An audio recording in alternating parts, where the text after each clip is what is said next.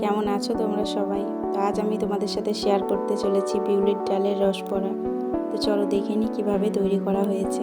তো এটা আজকে আমাদের সন্ধেবেলায় টিফিন করা হয়েছিল। তো প্রথমে বিউলির ডালটা ভালো করে ধুয়ে নিতে হবে। এটা আমাদের চাষের বিউলির ডাল।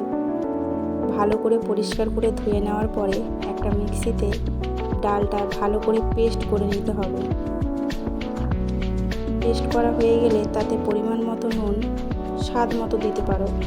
তারপরে একটু সুজি তোমরা ইউজ করতে পারো, আর সামান্য একটু খাবার সোডা ইউজ করে ভালো করে ডালটাকে ফাটিয়ে নিতে হবে।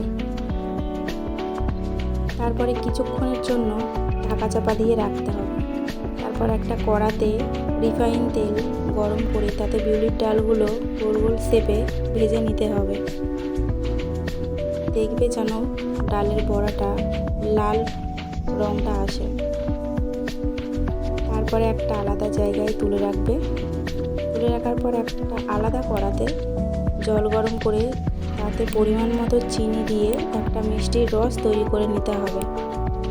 মিষ্টির রসটা ফুটে উঠলেই তাতে দুটো এলাচ দিয়ে দিতে হবে।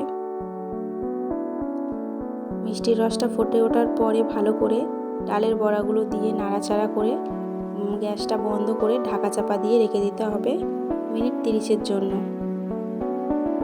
দেখো আমাদের বিউলির ডালের রস বড়া তৈরি। দেখতে যতটা সুন্দর লাগছে, খেতে ঠিক ততটাই সুন্দর হয়েছে। তোমরা চাইলে বানিয়ে খেতে পারো। Thanks for watching.